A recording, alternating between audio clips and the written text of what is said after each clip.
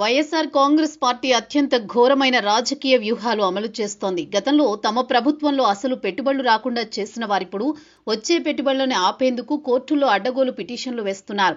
దేశంలో IT space develop చేయడంలో number 1గా ఉన్న సత్వా కంపెనీకి ఇవ్వాలనుకుంటున్న భూమి విషయంలో హైకోర్టు పిటిషన్లు దాఖలు కావడం చాలా మందిని ఆశ్చర్యపరుస్తోంది.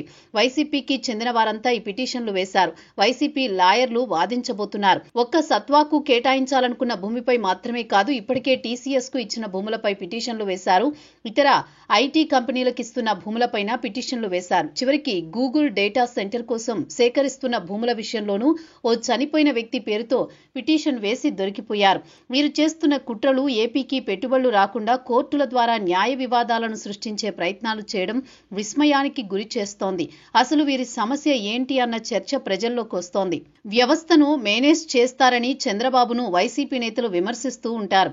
కానీ జరుగుతున్న పరిణామాలు చూస్తుంటే రాజకీయ కుట్రలకే కాదు, రాష్ట్రంపై కుట్రలకు పెట్టుబడులు రాకుండా చేయడానికి కూడా వ్యవస్థల్ని అడ్డం పెట్టుకుంటున్నారన్న అనుమానాలు వ్యక్తమవుతున్నాయి. ఇలాంటి రాజకీయ నేతలకు ప్రజలే గట్టి బుద్ధి చెప్పాల్సి ఉందన్న అభిప్రాయం వినిపిస్తోంది.